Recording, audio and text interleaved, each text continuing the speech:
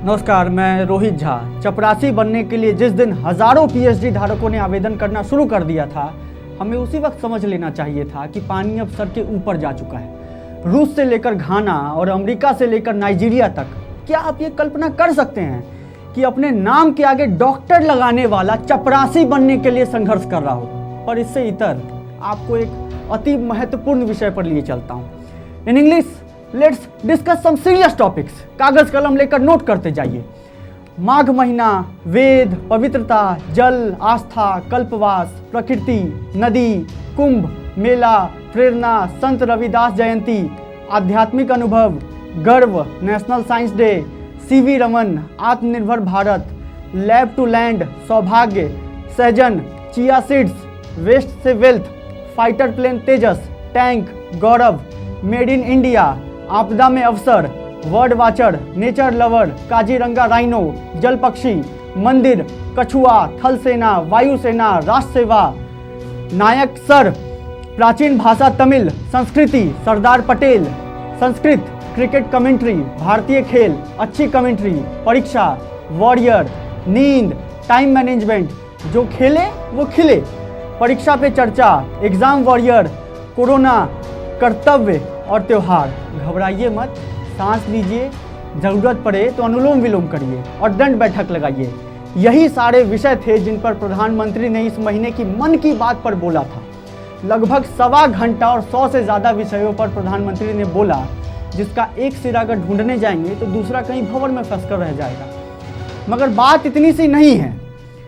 जितनी देर में प्रधानमंत्री एक मन की बात बोलकर ख़त्म करते हैं, उतनी ही देर में एक शख्स एक खास वजह से देश में खुदकुशी कर चुका होता है। वो शख्स आपके पड़ोस का, आपके शहर का, आपके गांव का हो सकता है, कोई लड़की हो सकती है, कोई लड़का हो सकता है, 20 साल का एक नौजवान हो सकता है, या 35-40 साल का कोई आदमी हो सकता है। हर एक घंटे में ऐसे खुदकुशी करने वालों में एक नया नाम जुड़ जाता है। आंकड़े बढ़ जाते हैं, संख्या बढ़ जाती है, पहचान बदल जाती है, लेकिन खुदकुशी की वजह एक ही होती है।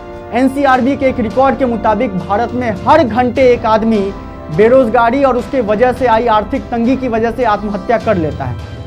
अकेले 2019 के ही आंकड़ों को देखें तो देश में 11,000 से ज़्यादा लोगों ने रोजगार न मिलने की वजह से आत्महत्या कर ली। मगर रोजी रोटी और रोजगार का सवाल इतना भी महत्व नहीं रखता जिस पर प्रधानमंत्री घंटे भर मन की बात करते रह जाए, मगर रोजगार शब्द का जिक्र तक नहीं करे। सालाना 2 करोड़ युवाओं को रोजगार देने का वादा करने वाले प्रधानमंत्री बेरोजगारी के मुद्दे पर बुरी तरीके से फंस गए हैं। ये बात सरकार के आधे से ज़्यादा मंत्रियों के हलक से नहीं उतर रही कि युवा हिंदू मुस्लिम को छोड़कर रोजगार के सवाल पर कैसे अड़ गए। जो सवाल पब्लिक डिबेट से गायब कर दिया गया, वही सवाल हर 2 महीने में घूम फिर कर दौड़ने भागने कैसे लगता है। फरवरी का आखिरी सप्ताह लाखों छात्र अपने रोजगार के सवाल को लेकर ट्विटर पर ट्रेंड कराने लगे। संख्या इतनी ज्यादा हो गई कि एक वक्त के बाद ट्विटर ने ट्वीट की गिनती तक बंद कर दी। मोदी रोजगार दो, बहाना नहीं बहाली चाहिए जैसे हैशटैग तैरने लगते हैं। मसला ये था कि मंत्रालयों में दूसरी और तीसरी श्रेणी के कई पदों पर नियुक्तियों के लिए एक परीक्षा होती है। नाम है कंबाइंड ग्रेजुएट लेवल एग्जामिनेशन। हर साल लाखों लोग इसमें भाग लेते हैं। इसे कराने का जिम्मा स्टाफ सिलेक्शन कमीशन का होता है। 2 साल पहले 2019 में सीजीएल के टियर 2 की परीक्षा कराए जाने की घोषणा हुई थी। नवंबर 2020 में 3 चरणों में परीक्षा 15, 16 और 18 नवंबर को आयोजित की जाती है, जिसके परिणाम बीते 19 फरवरी को जारी किए जाते हैं।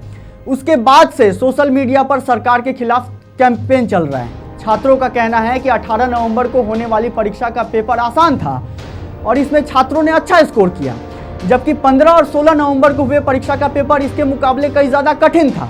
हल्ला मचना शुरू हुआ तो एसएससी की तरफ से ये तर्क दिया गया कि 15 और 16 नवंबर को परीक्षा देने वालों के 60 से 70 नंबर बढ़ा दिए जाएंगे, जबकि 18 नवंबर को परीक्षा देने वालों के इतने ही नंबर घटा दिए जाएंगे। बताइए, ये हालत है एसएससी का कि वो एक ही परीक्षा 3 दिनों में कराती है और तीनों पेपर का स्टैंडर्ड एक जैसा नहीं रख पाती है। छात्रों के इतने बड़े कैंपेन के बावजूद न एसएससी की तरफ से न सरकार की तरफ से अभी तक कोई ठोस जवाब आया है। मगर एसएससी का सारा गड़बड़ झाला यहीं तक नहीं है। फरवरी 2018 में कंबाइंड ग्रेजुएट स्तर का टियर 2 का एग्जाम आयोजित किया गया था। इसमें छात्रों का आरोप था कि परीक्षा से पहले ही प्रश्न पत्र और आंसर लीक हो गए थे, जिसके बाद छात्रों ने बड़े स्तर पर एसएससी के दफ्तर के बाहर प्रदर्शन करना शुरू कर दिया। फिर इस मामले में 22 मई 2018 को एफआईआर दर्ज किया गया और परीक्षा में हुई धांधली की सीबीआई जांच करवाने का फैसला किया गया। ये हालत है एसएससी की, जिससे युवाओं को सबसे ज़्यादा नौकरियों की उम्मीद रहती है। राज्यों की भर्ती आयोगों का हाल देखने जाएंगे तो पता लगेगा कि नौकरी के नाम पर एक बड़ा गड्ढा है, जिसमें हर साल लाखों छात्रों के उम्मीदों और मेहनतों को झोंक दिया जाता है। इस पूरे खेल को समझना ज़्यादा मुश्किल काम नहीं है। पिछले 4-5 सालों में हुए भर्ती परीक्षाओं का रिकॉर्ड देखिए। हर भर्ती परीक्षा का एक ही पैटर्न है। पहले वैकेंसी नहीं निकलेगी, वैकेंसी निकल भी गई तो परीक्षा कब होगी किसी को नहीं पता है। किसी तरह परीक्षा भी हो गई, छात्र किसी तरह परीक्षा दे भी देते हैं तो पता लगता है कि पेपर ही लीक हो गया या धांधली हो गई। मान लीजिए बिना धांधली के परीक्षा हो गई तो रिजल्ट कब आएगा किसी को नहीं पता है। परीक्षा भी हो गई, रिजल्ट भी आ गया तो भर्ती कब होगी कोई नहीं जानता है। रिसर्च करेंगे तो पता चलेगा कि मेरिट लिस्ट में नाम आने के भी बाद 5-5 साल से कईयों की ज्वाइनिंग नहीं हुई है। बिहार में अकेले आधे से ज़्यादा भर्ती परीक्षा का रिकॉर्ड रहा है पेपर व्हाट्सएप पर लीक हो जाने का। भर्ती परीक्षा का तो छोड़िए, बिहार में 10वीं क्लास का सोशल साइंस का पेपर 19 फरवरी को लीक हो गया। क्या बिहार बोर्ड एक 10वीं क्लास का पेपर तक सुरक्षित नहीं रख पाई? अलग अलग राज्यों में ही पिछले कुछ महीने में हुए पेपर लीक के मामले देखेंगे तो समझ आएगा कि ये सब कुछ कितना भयानक और डरावना हो चला है। 28 फरवरी को पूरे भारत में होने वाली सेना की भर्ती परीक्षा का पेपर लीक किया गया। इसी मामले में पुणे पुलिस मिलिट्री इंटेलिजेंस ने एक रैकेट का भंडाफोड़ किया है। बाद में परीक्षा रद्द कर दिया गया। UP diploma in elementary education की परीक्षा होने से पहले ही पेपर छात्रों के फ़ोन में तैरने लगा। जांच के बाद ये परीक्षा भी रद्द कर दी गई। CSBC Bihar police constable home guard forest guard चयन परीक्षा का पेपर लीक हो गया। बीते 31 जनवरी को हुए सीटेट की परीक्षा का भी paper leak. Rajasthan staff selection board की ओर से आयोजित जूनियर इंजीनियर पोस्ट के लिए एग्जाम में पेपर लीक। आप सुनते सुनते थक जाएंगे, मगर भर्ती परीक्षाओं में पेपर लीक की राज्य दर राज्य यही कहानी है। कर्नाटक पब्लिक सर्विस कमीशन परीक्षा भी पेपर लीक हो जाने की वजह से रद्द कर दी गई। क्या किसी को फर्क पड़ता है? माचिस के डिबिया जितने कमरों में 5-5 साल तक एक परीक्षा की तैयारी करने वाले छात्रों के साथ ये घटिया मजाक नहीं है तो और क्या है।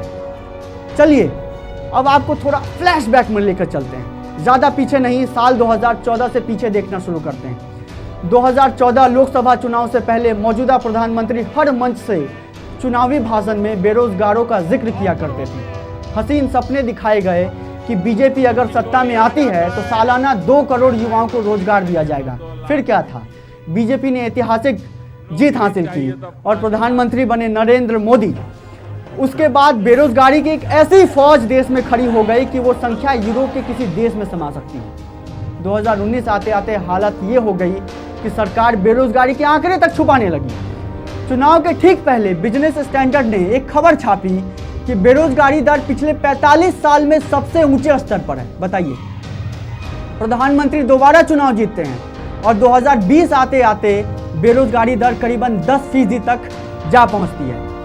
तो 2 तस्वीरें आपके सामने अब उभरेगी। एक तस्वीर है 2011-12 की, जब बेरोजगारी दर 2% थी, और दूसरी तस्वीर है 2020 की, जब बेरोजगारी दर 10% पर पहुंच गई।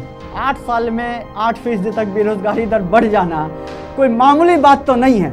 इस पर कायदे से प्रेस कॉन्फ्रेंस हो जाना चाहिए था, मगर हुआ क्या, ये आप खुद से सवाल पूछिए। बीते 8 फरवरी को सांसद एसआर पार्थिबन ने संसद में सवाल पूछा कि क्या सरकार के पास कोई डेटा है कि पिछले 5 साल में कितनी बेरोजगारी बढ़ी है, कितने लोगों की नौकरी गई है।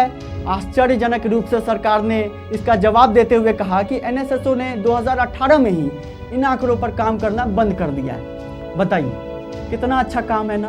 न रहेगा डेटा, न उठेंगे सवाल, और ना ही सरकार के किसी प्रवक्ता को हड़बड़ाहट में प्रेस कॉन्फ्रेंस करने आना पड़ेगा।